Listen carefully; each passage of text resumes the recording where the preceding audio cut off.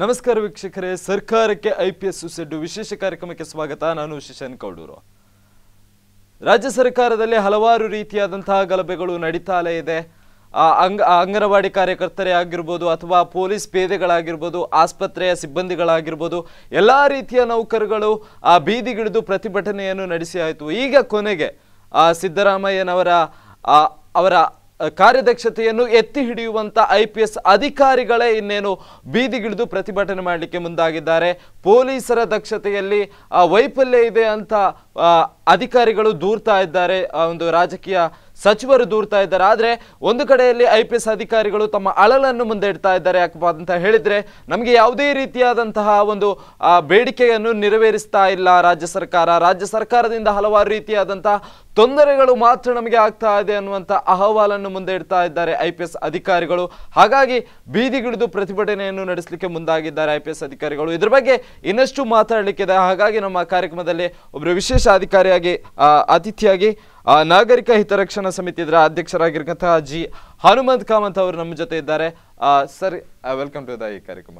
S, ಇವತ್ತು ನಿನ್ನೆ ತಾನೇ ನೋಡಿದ್ದೀರಿ, ಐಪಿಎಸ್ ಅಧಿಕಾರಿಗಳು ಪತ್ರವನ್ನು ಬರೆದ್ರು. ನಮಗೆ ಈ ರೀತಿಯಾದಂತಹ ತೊಂದರೆಗಳಿದೆ, ಯಾವುದೇ ರೀತಿಯಾದಂತಹ ಕಾರ್ಯವನ್ನು ಮಾಡಲಿಕ್ಕೆ ಹೋದ್ರೂ ಕೂಡ ಅದರಲ್ಲಿ ಕೇವಲ ತೊಂದರೆಗಳು ಮಾತ್ರ ಬರ್ತಾ ಇದೆ, ಎಲ್ಲಾ ರೀತಿಯಲ್ಲಿ ರಾಜಕೀಯ ಕೈವಾಡಗಳು ನಡೀತಾ ಇದೆ ಅಂತ ದೂರ್ತಾ ಇದ್ದಾರೆ. ಆದ್ರೆ ಸಿದ್ದರಾಮಯ್ಯನವರು ಈ ವಿಷಯವನ್ನು ಕೇಳಿ ಗರಂ ಆಗಿದ್ದಾರೆ. ನೋಡಿ, ಅದು ಯಾವಾಗಲೂ ಹಾಗೆ ಅಲ್ಲ. ಯಾವುದ್ರು ಕಂಡದನ್ನು ಹೇಳಿದರೆ ಕೆಂಡದಂಥ ಕೋಪ ಹೇಳಿ. ಮತ್ತು ಇದರಲ್ಲಿ ಹೇಗೆ ಹೇಳಿದರೆ, ಮೊದಲಿನಿಂದಲೂ ಕೂಡ ರಾಜಕೀಯ ಹಸ್ತಕ್ಷೇಪ ಪೊಲೀಸ್ ಡಿಪಾರ್ಟ್ಮೆಂಟ್ನಲ್ಲಿ ಆಗ್ತಾ ಇದ್ದದ್ದು ಅದು ಓಪನ್ ಸೀಕ್ರೆಟ್, ಅದು ಎಲ್ಲರಿಗೂ ಗೊತ್ತಿರುವಂಥದ್ದು. ಆದರೆ ಈಗ ಈ ಸಿದ್ದರಾಮಯ್ಯನವರ ಸರ್ಕಾರದಲ್ಲಿ ಅದು ಮಿತಿಮೀರಿ ಆಗಿರುವುದರಿಂದ ಈ ಐಪಿಎಸ್ ಅಧಿಕಾರಿಗಳಿಗೆ ಈಗ ಅದನ್ನು ಏನು ಮಾಡಲಿಕ್ಕೆ ಆಗುವುದಿಲ್ಲ. ಹೇಗೆ ಹೇಳಿದರೆ, ಯಾವುದೇ ಒಂದು ಪ್ರಕರಣ ನಡೆದರೆ ಖಂಡಿತವಾಗಿಯೂ ಪೊಲೀಸ್ ಡಿಪಾರ್ಟ್ಮೆಂಟ್ನವರಿಗೆ ಅದರದ್ದೊಂದು 60% ಅವರಿಗೆ ಸ್ಟಾರ್ಟಿಂಗಿಗೆ ಗೊತ್ತಾಗ್ತದೆ ಏನು ಎಂಥದ್ದು ಯಾಕೆ ಆಗಿರಬಹುದು, ಯಾರು ಇರಬಹುದು ಹೇಳುವಂಥದ್ದು. ಮತ್ತು ಕೆಲವು ಅದಕ್ಕೆ ಬೇಕಿದ್ದಂಥ ಒಂದು ಸಾಕ್ಷ್ಯಾಧಾರಗಳನ್ನು ಅವರ ನಂತರ ಜೋಡಿಸಿಕೊಳ್ಳೋದು. ಅಷ್ಟಾಗುವಾಗ ಈ ಸರ್ಕಾರದ ಮಂತ್ರಿಗಳು, MLAಗಳು ನೋಡಿ ಹನುಮಂತ ಕಾಮತನನ್ನು ಅದರಲ್ಲಿ ಸಿಕ್ಕಿಸಿ, ರಾಮನನ್ನು ಅದರಲ್ಲಿ ಸಿಕ್ಕಿಸಿ ಹೇಳುವಾಗ ಇವರು ಮೊದಲು ಮಾಡಿದ್ದಾರೆ. ಹೌದು, ಡಿಪಾರ್ಟ್ಮೆಂಟಿನವರು ಯಾವುದು ಆಳುವ ಪಕ್ಷ ಇರ್ತದೆ ಅವರು ಹೇಳಿದಾಗ ನಿರಪರಾಧಿಗಳನ್ನು ಅದರಲ್ಲಿ ಫಿಕ್ಸ್ ಮಾಡಿದ್ದು ಇದೆ. ಈಗ ಏನಾಗಿದೆ ಹೇಳಿದರೆ, ಅಪರಾಧಿ ಅವನೇ ಆಗಿದ್ದುಕೊಂಡು ಅವನನ್ನು ಫಿಕ್ಸ್ ಮಾಡುವಾಗ ಇವರು ಒತ್ತಡ ತಂದರೆ ಅವನು ಹೊರಗಿದ್ದು ಅವನು ಪುನಃ ಅದನ್ನು ಮಾಡುವುದರಿಂದ ರಾಜ್ಯದಲ್ಲಿ ಮಿತಿಮೀರಿ ಗಲಭೆ ಆಗ್ತದೆ, ಕೊಲೆ ಆಗ್ತದೆ. ಆವಾಗ ಯಾರು ಉಂಟಲ್ಲ, ನಮ್ಮ ಮಂತ್ರಿಗಳ ಮೇಲೆ ಬರುವುದಿಲ್ಲ, ನಮ್ಮ SP ಸರಿ ಇಲ್ಲ, ನಮ್ಮ ಪೊಲೀಸ್ ಕಮಿಷನರ್ ಸರಿ ಇಲ್ಲ, ACP ಸರಿ ಇಲ್ಲ ಹೇಳ್ತಾರೆ. ಹಾಗಾಗಿ ಈಗ ಹೇಗೆ ಹೇಳಿದರೆ, ಇವರಿಗೆ ಅದನ್ನು ತಡೆದುಕೊಳ್ಳಲಿಕ್ಕೆ ಸಾಧ್ಯ ಆಗದೇ ಇರುವುದರಿಂದ ಇವರು ಇದನ್ನೀಗ ಎಕ್ಸ್ಪೋಸ್ ಮಾಡಲಿಕ್ಕೆ ಬಂದಿದ್ದಾರೆ. ಇದು ತಪ್ಪು. ಯಾವಾಗಲೂ ಹೇಗೆ ಹೇಳಿದರೆ, ಸರ್ಕಾರದ ಇಲಾಖೆಗಳು ಸರ್ಕಾರ ಮಾಡಿರುವ ನಿಯಮದ ಪ್ರಕಾರ ಅವರು ಕಾರ್ಯ ಮಾಡಬೇಕು. ಆವಾಗ ಮಾತ್ರ ರಾಜ್ಯ ಒಂದು ಸುವ್ಯವಸ್ಥೆಯಿಂದ ಇರ್ತದೆ. ಅದು ಬಿಟ್ಟು ತನಗೆ ಆಗದವರನ್ನು ಅದರಲ್ಲಿ ಸಿಕ್ಕಿಸಿ ಅವನು ನನಗೆ ಓಟಿನಲ್ಲಿ ಕೆಲಸ ಮಾಡಿದ್ದಾನೆ, ಅವನು ನನಗೆ ಹಾಗೆ ಮಾಡಿದ್ದಾನೆ ಹೇಳಿ ಅಪರಾಧಿಯನ್ನು ಬಿಟ್ಟುಕೊಂಡು ನಿರಪರಾಧಿಯನ್ನು ಫಿಕ್ಸ್ ಮಾಡೋದು ಜಾಸ್ತಿ ಆಗಿರುವುದರಿಂದ ಇವತ್ತು ಈ ಪರಿಸ್ಥಿತಿ ಬಂದಿದೆ. ಆದ್ರೆ ಅದೇ ಪೊಲೀಸರನ್ನು ತಮ್ಮ ಕೆಲಸದ ಆಳಾಗಿ ರಾಜಕೀಯರು ಯೂಸ್ ಮಾಡ್ತಾ ಇದ್ದಾರೆ ಅಂತ ಹೇಳಿ ಹಲವಾರು ರೀತಿಯಾಗಿ ನೋಡ್ಬೋದು ನಾವು. ಈ ಹಿಂದೆ ನಡೆದಿರ್ತಕ್ಕಂಥ ಘಟನೆಯಲ್ಲಿ ಕೂಡ ಪೊಲೀಸರಿಗೆ ಹಲವಾರು ರೀತಿಯಾದಂತಹ ಆಕ್ರಮಣ ನಡೀತದೆ. ಆದ್ರೆ ಅದರ ವಿಚಾರವಾಗಿ ಯಾವುದೇ ರೀತಿಯ ಕ್ರಮವನ್ನು ತೆಗೆದುಕೊಳ್ತಾ ಇಲ್ಲ. ಈಗ ಮೊನ್ನೆ ತಾನೇ ನೋಡಿರ್ಬೋದು, ಒಬ್ರು ನ್ಯಾಯಮೂರ್ತಿಯವರ ಮೇಲೆ ಹಲ್ಲೆ ಆಯ್ತು. ನೇರವಾಗಿ ಕಚೇರಿಯ ಮೇಲೆ ದಾಳಿ ಮಾಡಿ ಹಲ್ಲೆ ಆಗ್ಬೇಕಂತಾದ್ರೆ ಆ ಸರ್ಕಾರದ ವೈಫಲ್ಯಲ್ಲಿ ಎದ್ದು ಕಾಣ್ತಾ ಇದೆ. ಅದನ್ನು ಮರೆಮಾಚ್ತಾ ಇದ್ದಾರೆ ಸರ್ಕಾರ. ನೋಡಿ, ಅದರಲ್ಲಿ ನಮ್ಮ ಮಾಜಿ ಉಪಲೋಕಾಯುಕ್ತರು ಹೇಳಿದ್ದಾರೆ, ಇಲ್ಲಿ ಮೆಟಲ್ ಡಿಟೆಕ್ಟರ್ ಸರಿ ಇಲ್ಲ, ಅದನ್ನು ಸರಿ ಮಾಡಿ ಹೇಳಿ.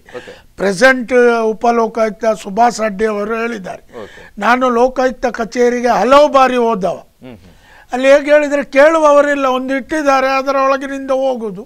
ಆ ಸೈಡಿನಲ್ಲಿ ರೈಟ್ ಸೈಡ್ನಲ್ಲಿ ಒಂದು ಲೇಡಿ ಇರ್ತಾರೆ, ನಾವೇನು ಬರೀತೇವೆ ಎಂತ ಬರೀತೇವೆ ಅವರು ನೋಡುದಿಲ್ಲ, ಯಾರು ಬೇಕಾದ್ರೂ ಬರೆದು ನಂತರ ನಾವು ಅದರ ಒಳಗೆ ಎಲ್ಲಿ ಸಹ ಹೋಗ್ಬೋದು, ಏನು ಸಹ ಮಾಡಬಹುದು.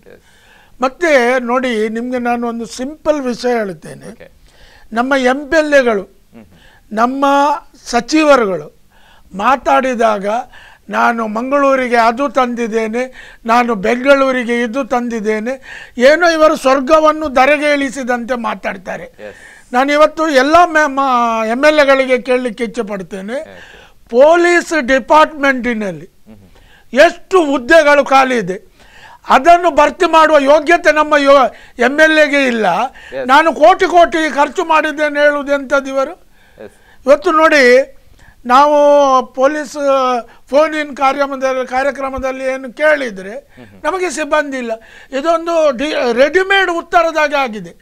ಆದರೆ ಒಂದು ನಮ್ಮನ್ನು ರಕ್ಷಿಸುವ ಡಿಪಾರ್ಟ್ಮೆಂಟಿನಲ್ಲಿ ಬೇಕಾದಷ್ಟು ಸಿಬ್ಬಂದಿ ಇಲ್ಲದಿದ್ದರೆ ನಾವು ಪೊಲೀಸ್ ಇಲಾಖೆಯನ್ನು ದೂರಿ ಏನು ಪ್ರಯೋಜನ ಇದೆ? ಅದೇ 530 ಹುದ್ದೆಗಳಿಗಾಗಿ ಆಹ್ವಾನ ಕೊಟ್ಟಿದ್ದಾರೆ, ಆದ್ರೆ 95 ಹುದ್ದೆಗಳು ಮಾತ್ರ ಭರ್ತಿಯಾಗಿದೆ.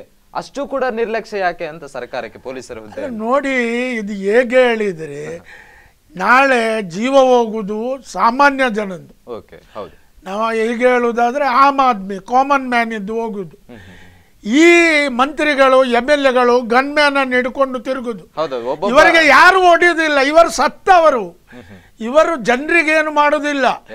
ಇವರು ನೋಡಿ, ನೀವು ನೋಡಿರ್ಬಹುದು ಮಂಗಳೂರು, ನಾವು ಆಚೆ ಹೋಗುದು ಬೇಡ, ಮಂಗಳೂರಿನಲ್ಲೇ ನೋಡಿ 3 MLAಗಳು ನಮ್ಮದು, ಮಂಗಳೂರು ದಕ್ಷಿಣ, ಮಂಗಳೂರು ಉತ್ತರ. ಯಾವಾಗ ನೋಡಿದ್ರು ಇವರು ಕೆಸರು ಕಲ್ಲು ಹಾಕುದು, ಈ ಪಿಕ್ಕಾಸಿ ಹಿಡ್ಕೊಳ್ಳುದು, ರಿಬ್ಬನ್ ಕಟ್ ಮಾಡುದು, ನಾನು ಅದಕ್ಕೆ ಇಷ್ಟು ಕೋಟಿ ತಂದೆ, ಅದಕ್ಕೆ ಇಷ್ಟು ಕೋಟಿ ತಂದೆ ಹೇಳ್ತಾರೆ. ಸ್ವಾಮಿ, ಮೊದಲು ಮಂಗಳೂರಿನಲ್ಲಿರುವ ಇಲಾಖೆಗಳದ್ದು ಖಾಲಿ ಹುದ್ದೆಗಳನ್ನು ಭರ್ತಿ ಮಾಡಿ, ಖಾಲಿ ಇವರಿಗೆ ಓಟಿಗೆ ಬೇಕಾಗಿ. ಈಗ ಕಳೆದ 2.5 ವರ್ಷದಿಂದ 3 ತಿಂಗಳು ಮಾತ್ರ RTO ಇದ್ದದ್ದು, ಅಲ್ಲಿ ಇರುವುದು ಈಗ ಪ್ರಭಾರ ARTOಗೆ ಇದು ಆಯ್ತಾ. ಮಂಗಳೂರು ಮಹಾನಗರ ಪಾಲಿಕೆಯಲ್ಲಿ 2 ಸಹಾಯಕ ಆಯುಕ್ತರಿಲ್ಲ, ಅರ್ಧಕ್ಕಿಂತ ಹೆಚ್ಚು ಹುದ್ದೆ ಖಾಲಿ ಉಂಟು. ಇಂಥದ್ದೆಲ್ಲ ಇರುವಾಗ ಏನು ಮಾಡೋದು? ಈಗ ಪೊಲೀಸ್ ಡಿಪಾರ್ಟ್ಮೆಂಟ್ ಹೇಳೋದು ನೋಡಿ, ಪ್ರೀಪೇಯ್ಡ್ ಇದ್ದು ಅಲ್ಲಿ ಮಾತಾಡಿದರೆ ಕಮಿಷನರಿಗೆ ಫೋನ್ ಮಾಡಿ ಅವರೆಂತ ಹೇಳ್ತಾರೆ, ನಮ್ಮ ಹತ್ರ ಸಿಬ್ಬಂದಿ ಇಲ್ಲ. ಅಷ್ಟು ಹೇಳಿದ ನಂತರ ನಾವೇನಾದರೂ ಮಾತಾಡ್ಲಿಕ್ಕೆ ಆಗ್ತದೆ? ಅಂದ್ರೆ ಅದೇ ಸಿಬ್ಬಂದಿಗಳ ಭರ್ತಿಗಾಗಿ ಆಹ್ವಾನ, ಒಂದು ಹುದ್ದೆಗಳಿಗಾಗಿ ಆಹ್ವಾನ ಮಾಡಲಾಗಿದೆ, ಆದ್ರೆ ಅದರಲ್ಲಿ ಕೇವಲ ಫೀಸ್ಗಳನ್ನು ಮಾತ್ರ ಕಲೆಕ್ಟ್ ಮಾಡಲಾಗ್ತಾ ಇದೆ. ಅಂದ್ರೆ ಆ ಒಂದು ಹುದ್ದೆಗಳಿಗೋಸ್ಕರ ಹಲವಾರು ಜನರು ಒಂದು ತಮ್ಮ ಹುದ್ದೆಯನ್ನು ಕೂಡ ಅರ್ಜಿಯನ್ನು ಸಲ್ಲಿಸ್ತಾರೆ. ಅಂತ ಸಂದರ್ಭದಲ್ಲಿ ಒಬ್ಬ ಪರಿಶಿಷ್ಟ ಜಾತಿಯವನಿಂದ 100 ರೂಪಾಯಿ ಅಥವಾ ಸಾಮಾನ್ಯ ಒಬ್ಬ ಹುದ್ದೆಗೆ ಆಹ್ವಾನ ಇತ್ತವನಿಂದ ಒಂದು 250 ರೂಪಾಯಿಗೆ ಕಲೆಕ್ಟ್ ಮಾಡಿ ಕೇವಲ ಕೋಟ್ಯಾಂತರ ರೂಪಾಯಿ ಹಣವನ್ನು ಮಾತ್ರ ಕಲೆಕ್ಟ್ ಮಾಡುವ ಉದ್ದೇಶನ ಅಂತ ಸರ್ಕಾರದ್ದು. ಇಲ್ಲಿ ಭರ್ತಿ ಆಗ್ಲಿಲ್ಲ. 530 ಹುದ್ದೆಗಳಲ್ಲಿ 95 ಹುದ್ದೆಗಳು ಮಾತ್ರ ಭರ್ತಿ ಆಗಿವೆ. ಮಂಗಳೂರಿನಲ್ಲಿ ಅದರದ್ದು ಹುದ್ದೆದು ಇಂಟರ್ವ್ಯೂ ಇತ್ತು, ಮಂಗಳ ಸ್ಟೇಡಿಯಂ. ಎಲ್ಲೆಲ್ಲಿಂದಲೋ ಬಂದಿದ್ರು, ಅವರಿಗೆ ಒಂದು ಉಳ್ಕೊಳ್ಳುವ ವ್ಯವಸ್ಥೆ ಇಲ್ಲ. ಪಾಪ ಅವರು ಬಂದು ಆ ಇಂಟರ್ವ್ಯೂನ ಮುಂಚಿನ ದಿವಸ ಬಂದು ಅಲ್ಲಿ ಫುಟ್ಪಾತಿನಲ್ಲಿ ಮಲಗಿರುವಂಥದ್ದು. ಆದರೆ ನೀವು ನಾಳೆ ನಮಗೆ ರಕ್ಷಣೆ ಕೊಡುವಂಥ ಒಂದು ಕೆಲಸಕ್ಕೆ ಒಂದು ಅಭ್ಯರ್ಥಿ ಬಂದವನಿಗೆ ಅಷ್ಟು ರೀತಿಯ ಅಸಡ್ಡೆಯಿಂದ ಇವರು ನಿಲ್ಲಿಸ್ತಾರೆ ಹೇಳಿ. ಆದರೆ ಅವನು ನಾಳೆ ಹುದ್ದೆ ಸಿಕ್ಕಿದ ಮೇಲೆ ಅವರ ತಲೆಯಲ್ಲಿ ಏನಿರ್ತದೆ ಅದನ್ನು ಆಲೋಚನೆ ಮಾಡಬೇಕು. ಇವತ್ತು ನೀವು ಭರ್ತಿ ಮಾಡಲಿಕ್ಕೆ ಆಹ್ವಾನ ಕೊಡ್ತೀರಿ ಹೇಳಿ, ಅದರಲ್ಲೂ ಕೂಡ ಹಸ್ತಕ್ಷೇಪ. ಮಂತ್ರಿಯ ಶಿಫಾರಸು ಪತ್ರ, MLA ಶಿಫಾರಸು ಪತ್ರ ಇದ್ದವನಿಗೆ ಕೆಲಸ ಸಿಗ್ತದೆ. ನಿಜವಾಗಿಯೂ ಅದಕ್ಕೆ ಏಬಲ್ ಯಾರು ಇರ್ತಾನೆ, ಅವನಿಗೆ ಎಷ್ಟು ಸಿಕ್ಕಿದೆ ಸ್ವಾಮಿ? ಇವತ್ತು ಎಲ್ಲವೂ ಹೇಗೆ ಹೇಳಿದರೆ ಎಲ್ಲ ಶಿಫಾರಸುಗಳಿಂದ ಆಗ್ತಾ ಇರುವುದರಿಂದ ಯಾವುದೂ ಸರಿಯಾಗಿ ಆಗ್ತಾ ಇಲ್ಲ. ಇವತ್ತು IPS ಅಧಿಕಾರಿಗಳ ಅಸೋಸಿಯೇಷನ್ನ ಅಧ್ಯಕ್ಷರು ಮಂತ್ರಿಗಳಿಗೆ ನಮಗೆ ಈ ರೀತಿ ಒತ್ತಡ ಆಗ್ತೀರಿ, ಯಾವುದೇ ಕೆಲಸ ಕಾರ್ಯಗಳನ್ನು ಫ್ರೀಯಾಗಿ ನಮಗೆ ನಮ್ಮ ವಿವೇಚನೆಗೆ ಬಿಟ್ಟು ನಾವು ಅದನ್ನು ಬೇಕಾದಾಗೆ ತನಿಖೆ ನಡೆಸಿ ಅದರ ಮೇಲೆ FIR ಮಾಡುವಾಗೆ ಚಾರ್ಜ್ ಶೀಟ್ ಮಾಡುವಾಗೆ ನೀವು ಬಿಡ್ತಾ ಇಲ್ಲ. ಪ್ರತಿಯೊಂದು ಹೆಜ್ಜೆಗೂ ನಿಮ್ಮ ಒತ್ತಡ ಹೆಚ್ಚಾಗ್ತದೆ. ಕೈಯಾಳಾಗಿ ದುಡಿಸ್ತಾ ಹಾಗೆ ಇರುವಾಗ ನಾವು ಯಾವ ರೀತಿಯಲ್ಲಿ ಕೆಲಸ ಕಾರ್ಯಗಳು ಮಾಡಬೇಕು ಹೇಳಿ ಒಂದು IPS ಅಧಿಕಾರಿ ಪತ್ರ ಬರೀತಾನೆ ಹೇಳಿ. ಆದರೆ ಕರ್ನಾಟಕದ ಕಾಂಗ್ರೆಸ್ ಸರ್ಕಾರ ಯಾವ ರೀತಿ ಆಗಿದೆ ಹೇಳುವಂಥದ್ದನ್ನು ನಾವು ಆಲೋಚನೆ ಮಾಡಬಹುದು. ಇವತ್ತು ಕಾಂಗ್ರೆಸ್ ಸರ್ಕಾರ ಹೇಳುವಾಗ ಈಗ ನೋಡುವ ವೀಕ್ಷಕರು ಎಣಿಸಬಹುದು ಹನುಮಂತ ಕಾಮತ್ BJP ಹೇಳಿ. ಇವತ್ತು BJP ಇದ್ರೂ ಹೀಗೆ ಮಾಡುದು. ಹಾಗಾಗಿ ನಾನು ಹೇಳುವುದು ಹೇಗೆ ಹೇಳಿದರೆ, ನಮಗೆ ಪಕ್ಷ ಮುಖ್ಯ ಅಲ್ಲ, ನಮ್ಮ ರಕ್ಷಣೆಗೆ ಇರುವ ಪೊಲೀಸ್ಗಳಿಗೆ ಅವರಿಗೆ ಬೇಕಾದ ಸೌಲಭ್ಯಗಳನ್ನು ಕೊಡಿರಿ. ನಿಮ್ಗೆ ಗೊತ್ತಿರಬಹುದು, 1 ವರ್ಷ ಮೊದಲು ಇಡೀ ಪೊಲೀಸ್ ಡಿಪಾರ್ಟ್ಮೆಂಟ್ ಸ್ಟ್ರೈಕ್ ಮಾಡ್ತೇವೆ ಹೇಳುವಾಗ ಅವಾಗ ಅವರ ಕೈಗೆ ಒಂದು ಇಷ್ಟು ತಾಗಿಸಿ ಬಿಟ್ರು. ಇವತ್ತಿಗೂ ಸಿಕ್ಕಿದ ಅದರಲ್ಲಿ ಯಾರು ಇವರ ನೇತೃತ್ವ ವಹಿಸಿದ್ದು ಅವರನ್ನು ಒಳಗೆ ಹಾಕಿದ್ರು. ಅದೇ ಪೊಲೀಸ್ ಪೇದೆಗಳು ಈಗ ಹೇಳ್ತಾ ಇದ್ದಾರೆ, ನಮ್ಗೆ ವೇತನ ಸಿಗ್ಲಿಲ್ಲ ಆದ್ರೂ ಪರವಾಗಿಲ್ಲ ಸ್ವಾಮಿ, ಒಂದು ನಿರ್ವಿಘ್ನವಾಗಿ ಕೆಲಸವನ್ನು ಮಾಡ್ಲಿಕ್ಕೆ ಬಿಡಿ ಅಂತ ಹೇಳ್ತಾ ಇದ್ದಾರೆ. ಅದೇ ರೀತಿಯಾಗಿ IPS ಅಧಿಕಾರಿಗಳು ಕೂಡ ಈಗ ಅವರ ಅಹವಾಲನ್ನು ಮುಂದೆ ಇಟ್ಟಿದ್ದಾರೆ. ನೋಡಿ, ಪೊಲೀಸರಿಗೆ ಕೊಡುವ ಸಂಬಳದಲ್ಲಿ ಅವರ ಜೀವನ ನಿರ್ವಹಣೆ ಬಹಳ ಕಷ್ಟ. ಹೌದು. ಇವತ್ತು ಇಂಗ್ಲಿಷ್ ಮೀಡಿಯಂ ಕಲಿಯದಿದ್ದರೆ ಯಾರಿಗೂ ಒಂದು ಸಮಾಜದಲ್ಲಿ ಗೌರವವೂ ಇಲ್ಲ, ಯಾವುದೇ ಪೋಸ್ಟ್ ಕೆಲಸವೂ ಸಿಕ್ಕುವುದಿಲ್ಲ. ಇವತ್ತೊಂದು ಇಂಗ್ಲಿಷ್ ಮೀಡಿಯಂನಲ್ಲಿ ಒಂದು ನೀವು ಪ್ರೀ ನರ್ಸರಿಗೆ ಹಾಕ್ಲಿಕ್ಕೆ ಹೋಗಬೇಕಾದ್ರೆ ನಮ್ಮ ಮಂಗಳೂರಿನಲ್ಲಿ 25,000 to 50,000 ಡೊನೇಷನ್ ಇದೆ. CBSE ಕಲಿಸಬೇಕಾದ್ರೆ ಅದಕ್ಕಿಂತ ಹೆಚ್ಚು ಇದೆ. ವಿದ್ಯಾಭ್ಯಾಸ ಕೊಡುವಂಥದ್ದು ಹೇಗೆ ಆಗಿದೆ ಹೇಳಿದರೆ ಅದು ಒಂದು ಜೂಜಿನ ವ್ಯವಹಾರದಾಗೆ ಆಗಿದೆ. ನಿಮ್ಮ ಶಾಲೆಗೆ ಹೆಸರಿದ್ದು ನೀವು 50,000 ತಗೊಳ್ತೀರಿ ಹೇಳಿ ಆದರೆ ನಾನೊಂದು ಶಾಲೆ ಕಟ್ಟಿ ಈ ಮೆಕ್ಡೋವಲ್ ಇದೆಲ್ಲ ಚಿತ್ರಗಳನ್ನು ಹಾಕಿ ನನ್ನದು ಇಂಟರ್ನ್ಯಾಷನಲ್ ಸ್ಕೂಲ್ ಹೇಳಿ 60,000 ತಗೊಳ್ಳಿ. ಅಲ್ಲಿ ಕೊಡುವ ವಿದ್ಯೆ ಆ ರೀತಿಯ ಒಂದು ಕಾಂಪಿಟೇಷನ್ನಲ್ಲಿ ಪೊಲೀಸ್ ಇಲಾಖೆಯಲ್ಲಿ ಕೆಲಸ ಮಾಡುವಂಥವರು ತಮ್ಮ ಮಕ್ಕಳಿಗೆ ಒಳ್ಳೆಯ ವಿದ್ಯಾಭ್ಯಾಸ ಕೊಡಲಿಕ್ಕೆ ಸಾಧ್ಯ ಆಗ್ತಾ ಇಲ್ಲ. ಇವತ್ತು ಒಬ್ಬ ಪೊಲೀಸ್ PC ಏನು ಇರ್ತಾರೆ, ಅವ್ರಿಗೆ ಯಾವುದೇ ಒಂದು ವಾತಾವರಣ ಬಿಸಿ ಆದಾಗ 2 ದಿವಸ ಮನೆಗೆ ಹೋಗದೆ ಕರ್ತವ್ಯ ನಿರ್ವಹಿಸಿದವರನ್ನು ನಾನು ನೋಡಿದ್ದೇನೆ. ಆ ಕರ್ತವ್ಯದಲ್ಲಿ ಇರುವಾಗ ಅವರಿಗೆ ಒಂದು ಬೋಟಲ್ ಸರಿಯಾದ ನೀರಿನ ವ್ಯವಸ್ಥೆ ಡಿಪಾರ್ಟ್ಮೆಂಟ್ ಮಾಡುತ್ತಿಲ್ಲ, ಸಮಯಕ್ಕೆ ಸರಿಯಾಗಿ ಅವರಿಗೆ ಒಂದು ಕಾಫಿ ಊಟ ಕೊಡುವ ವ್ಯವಸ್ಥೆ ಡಿಪಾರ್ಟ್ಮೆಂಟ್ ಮಾಡೋದಿಲ್ಲ. ಎಲ್ಲಿಂದ ಮಾಡೋದು, ಹೇಗೆ ಮಾಡೋದು? ಆದರೆ ಹೇಗೆ ಹೇಳಿದರೆ ಒಂದು ಗಲಭೆ ಆಗ್ತದೆ, ಅಶಾಂತಿ ಆಗಿದೆ, ಇವರು ರಾತ್ರಿ ಹಗಲು ಕೆಲಸ ಮಾಡಬೇಕು. ಅಂಥ ಪರಿಸ್ಥಿತಿ ಇರುವಾಗ, ಅವರಿಗೆ ಬೇಕಾದ ವ್ಯವಸ್ಥೆ ಮಾಡದೇ ಇರುವಾಗ, ಪುನಃ ಅವರು ಕೆಲಸ ಕಾರ್ಯಗಳನ್ನು ಮಾಡ್ತಾ ಇರುವಾಗ ಅವರಿಗೆ ತೊಂದರೆ ಮೇಲೆ ತೊಂದರೆ ಕೊಡುವಾಗ ಅವರು ಯಾವ ರೀತಿ ಮತ್ತೆ ಅವರದು ಆಕ್ರೋಶವನ್ನು ವ್ಯಕ್ತಪಡಿಸುವುದು ಇದೇ ಆಗಿರುವಂಥದ್ದು. ಇವತ್ತು ಮುಖ್ಯಮಂತ್ರಿಗಳು ಗರಂ ಆಗುವುದಲ್ಲ, ಮುಖ್ಯಮಂತ್ರಿಗಳು ಇವತ್ತು ಅವರ ಯೂನಿಯನ್ ಅವನ್ನ ಕರೆದು ಯಾರು ನಿಮ್ಮ ಮೇಲೆ ಒತ್ತಡ ಹಾಕಿದ್ದು ಹೇಳುವುದನ್ನು ಅದನ್ನು ಜನರಿಗೆ ತೋರಿಸಬೇಕು. ಆದ್ರೆ ಅವರು ಆ ಪ್ರಶ್ನೆಯನ್ನು ಕೇಳ್ತಾ ಇಲ್ಲ. ಅವ್ರು ಹೇಳ್ತಾರೆ ನೀವು ನಡ್ಕೊಂಡಂತ ಕ್ರಮ ಸರಿ ಇಲ್ಲ, ನೀವು ದೂರು ಕೊಡ್ಬೋದಿತ್ತು ಆದ್ರೆ ದೂರು ಕೊಟ್ಟ ಕ್ರಮ ಸರಿ ಇಲ್ಲ ಅಂತ ಹೇಳ್ತಾರೆ. ಹೇಳಿದ್ರೆ ಇವರಿಗೆ ರಿಜಿಸ್ಟರ್ಡ್ ಪೋಸ್ಟಿನಲ್ಲಿ ಅವರು ದೂರು ಕಳಿಸಬೇಕು. ನೋಡಿ, ನಿಮ್ಗೆ ನಾನೊಂದು ಹೇಳ್ತೇನೆ, ಇವತ್ತು ನಮ್ಗೆ 3 ಗೃಹ ಸಚಿವರಾದರು. ಮರ್ಡರ್ ಆದ ಕೂಡಲೇ ಅದನ್ನು ಕೊಲ್ಲಿಕ್ಕಾಗಿ ಮಾಡಿದಲ್ಲ, ಸ್ಕ್ರೂ ಡ್ರೈವರ್ ಚುಚ್ಚಿದ್ದು ಹೇಳ್ತಾರೆ. ಅಂಥ ಒಂದು ಗೃಹ ಮಂತ್ರಿ ಮೊನ್ನೆ ಇಲ್ಲಿ ಮಂಗಳೂರಿಗೆ ಬಂದರು.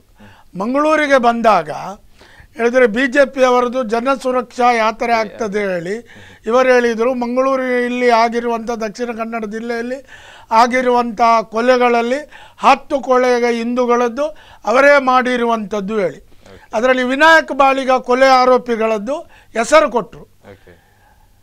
ಆ ಆರೋಪಿಗಳನ್ನು 6-7 ಆರೋಪಿಗಳದ್ದು ಬಂಧನ ಆಗಿದೆ, ಅವರಿಗೆ ಜಾಮೀನಾಗಿ ಹೊರಗೆ ಇದ್ದಾರೆ. ಅದರಲ್ಲಿ ಆ ಕೊಲೆಗೆ ಸಂಬಂಧಪಡದಂಥ ವ್ಯಕ್ತಿಯ ಹೆಸರನ್ನು ನಮ್ಮ ಗೃಹ ಸಚಿವರು ಹೇಳ್ತಾರೆ ಹೇಳಿ. ಆದರೆ ಇದಕ್ಕಿಂತ ಒಂದು ಮೂರ್ಖ ಗೃಹ ಮಂತ್ರಿ ಎಲ್ಲಿಯಾದರೂ ಇದ್ದಾರೆ ಹೇಳಿ ನಾನು ನೇರ ಪ್ರಶ್ನೆ ಹಾಕ್ತೇನೆ. ಗೃಹ ಮಂತ್ರಿಗೆ ಒಂದು ಕೊಲೆಯಲ್ಲಿ ಭಾಗವಹಿಸಿದವರು ಆರೋಪಿಗಳು ಹೇಳಿ ಯಾರನ್ನು ಗುರುತು ಪತ್ತೆ ಹಚ್ಚಿದ್ದಾರೆ, ಅವರ ಹೆಸರೇ ಗೊತ್ತಿಲ್ಲದಂಥ ಒಂದು ಗೃಹ ಮಂತ್ರಿ ನಮ್ಮ ರಾಜ್ಯದಲ್ಲಿ ಇದ್ದಾರೆ ಹೇಳಿ. ಆದರೆ ಇದಕ್ಕಿಂತ ದೊಡ್ಡ ನಮ್ಮ ದುರಂತ ಏನಿದೆ ರೀ? ಹಾಗೆ ಇರುವಾಗ ಪೊಲೀಸ್ನವರಿಗೆ ಒತ್ತಡ ಹಾಕ್ತಾರೆ, ಪೊಲೀಸ್ನವರಿಗೆ ಫ್ರೀಯಾಗಿ ಕೆಲಸ ಮಾಡಲಿಕ್ಕೆ ಬಿಡುವುದಿಲ್ಲ ಅಂತ ಹೇಳೋದು, ಅದರಲ್ಲಿ ಅತಿಶಯೋಕ್ತಿ ಏನಿಲ್ಲ. ಇದರ ಬಗ್ಗೆ ಹನುಮಂತ್ ಕಾಮತ್ ಅವರ ಹತ್ರ ಇನ್ನಷ್ಟು ಮಾತಾಡ್ಲಿಕ್ಕಿದೆ. ಅದಕ್ಕಿಂತ ಮುಂಚೆ ಸರ್ಕಾರಕ್ಕೆ IPS ಸಿಡ್ಡು ಅನ್ನುತ್ತಾ ವಿಶೇಷ ಕಾರ್ಯಕ್ರಮದಲ್ಲಿ ಚಿಕ್ಕದೊಂದು ಬ್ರೇಕ್.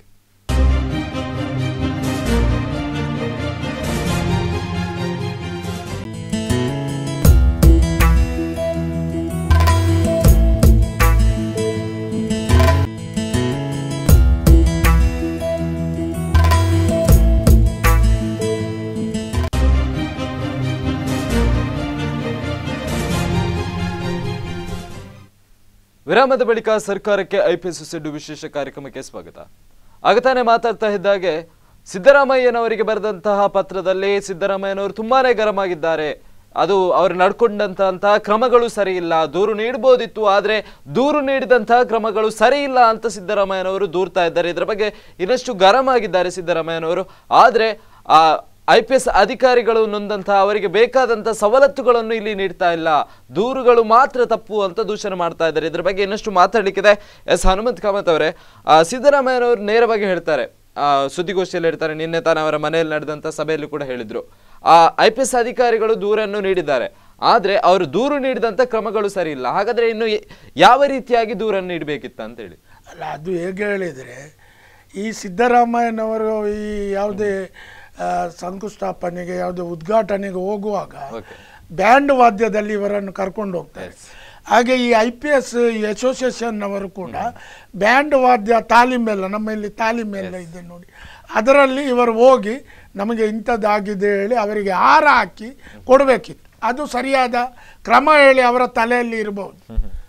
ಅದೇ, ಹಾಗಾದ್ರೆ ಪೊಲೀಸರ ಮೇಲೆ ಅವರಿಗೆ ಅಷ್ಟೂ ಕೂಡ ನಂಬಿಕೆ ಇಲ್ವಾ ಅಂತ? ನಂಬಿಕೆ ಹೇಳಿದ್ರೆ ಹೇಗೆ ಹೇಳಿದ್ರೆ, ಈಗ ಅವರು ಕೊಟ್ಟಿರೋದು ಸರಿ, ನಾನು ತನಿಖೆ ಮಾಡ್ತೇನೆ ಹೇಳಿದ್ರೆ ಇವರ ಸಚಿವ ಸಂಪುಟದವರೇ ಅದರಲ್ಲಿ ಬರುದು. ಇವರೊಬ್ಬ ಒಳ್ಳೆಯ ವ್ಯಕ್ತಿ, ಇವರೊಬ್ಬ ಒಳ್ಳೆಯ ಮುಖ್ಯಮಂತ್ರಿ ಆಗ್ತಿದ್ರೆ ಬಂದ IPS ಅಸೋಸಿಯೇಷನ್ನ ಅಧಿಕಾರಿ ಹತ್ರ, ಅಧ್ಯಕ್ಷರ ಹತ್ರ ಏನು ನಿಮ್ಮ ಮೇಲೆ, ನಿಮ್ಮ ಸಿಬ್ಬಂದಿಯ ಮೇಲೆ, ಯಾವ ಸಿಬ್ಬಂದಿ ಹತ್ತಿರ ಯಾವ ನಮ್ಮ ಮಂತ್ರಿ ಆಗಲಿ MLA ಒತ್ತಡ ಹಾಕಿದ್ದಾರೆ, ಯಾವ ಕೇಸಿನಲ್ಲಿ ಒತ್ತಡ ಹಾಕಿದ್ದಾರೆ, ನೀವು ಓಪನ್ ಆಗಿ ಹೇಳಲಿಕ್ಕೆ ರೆಡಿ ಇದ್ದೀರಾ, ನಾನು ಅವರ ಮೇಲೆ ಕ್ರಮ ತಗೊಳ್ತೇನೆ ಅಂತ ಹೇಳಬೇಕಾಗಿತ್ತು. ಯಾರು? ಮುಖ್ಯಮಂತ್ರಿ ಸಿದ್ದರಾಮಯ್ಯನವರು. ಅದು ಇಲ್ಲದೆ ಖಾಲಿ ಅವರು ಕೊಟ್ಟಿರುವ ರೀತಿ ಸರಿ ಇಲ್ಲ. ಇದೆಲ್ಲ ಕೇವಲ ಎಂತ ಗೊತ್ತುಂಟ, ಕುಂಟು ನೆಪ. ಯಾಕಂದ್ರೆ ಅವರ ಹಿಂದೆ ಅವರ ರಾಜಕೀಯ ಪಕ್ಷದಲ್ಲಿ ಹಲವಾರು ಪ್ರಕರಣಗಳಿವೆ, ಅದನ್ನೇ ಮುಚ್ಚುಮರೆ ಮಾಡ್ತಾ ಇದ್ದಾರೆ ಪೊಲೀಸರನ್ನು ಬಳಸಿಕೊಂಡು. ಸಿದ್ದರಾಮಯ್ಯನವರ ಮೇಲೆ ಇದಿದೆ, ಲೋಕಾಯುಕ್ತದ ತನಿಖೆ. ಅದಕ್ಕೆ IPS ಅಧಿಕಾರಿಗಳು ಹೇಳುವಂತದ್ದು, ನಮ್ಮನ್ನು ಕೆಲಸ ಮಾಡ್ಲಿಕ್ಕೆ ಬಿಡಿ ಸ್ವಾಮಿ, ಕೆಲಸ ಮಾಡ್ಲಿಕ್ಕೆ ಬಿಡ್ತಾ ಇಲ್ಲ. ಲೋಕಾಯುಕ್ತದಲ್ಲಿ ಇದ್ದ ಕೇಸ್ ಅವರ ಮೇಲೆ ಓಪನ್ ಆದ್ರೆ ಅವರಿಗೆ ನೀರು ಬರ್ತದೆ ಹೇಳಿ ಲೋಕಾಯುಕ್ತದ ಅಧಿಕಾರವನ್ನು ಕಡಿಮೆ ಮಾಡಿ ಅವರ ತಾಳಕ್ಕೆ ತಕ್ಕಂತೆ ಕುಣಿಲಿಕ್ಕೆ ACB ಮಾಡಿರುವಂಥದ್ದು. ನೋಡಿ, ಈ ಲೋಕಾಯುಕ್ತಕ್ಕೆ, ಈ ಲೋಕಾಯುಕ್ತ ಹೇಳುವುದಾಗಲಿ ACB ಹೇಳುವುದಾಗಲಿ, ಇದು ಕೇವಲ ನಮ್ಮನ್ನು ಮೂರ್ಖರನ್ನಾಗಿ ಮಾಡಿಸಲಿ ಇರುವಂಥದ್ದು. ಇವತ್ತು ನಾನು ಮಂಗಳೂರಿನ ಯಾವುದೇ ಒಂದು ಕೇಸನ್ನು ಹಿಡಿದು ಕೊಟ್ಟರೆ ಅದು ಲೋಕಾಯುಕ್ತದಲ್ಲಿ ಪ್ರೂವ್ ಆದರೆ ಲೋಕಾಯುಕ್ತದಿಂದ ಅದನ್ನು ಹೀಗೆ ಇಂಥ ಅಧಿಕಾರಿಯ ಮೇಲೆ ಇಂಥ ದೂರು ನಾವು ತನಿಖೆ ಮಾಡಿದ್ದೇವೆ, ಅವರು ತಪ್ಪಿತಸ್ಥರು ಹೇಳಿ ಕೊಟ್ಟರೆ ನಂತರ ಅವರ ಮೇಲೆ ಕ್ರಮ ತಗೊಳ್ಬೇಕಾದ್ರೆ ಸರ್ಕಾರ ಒಪ್ಪಬೇಕು. ಇದು ಯಾವ ಕಾನೂನು ಸ್ವಾಮಿ?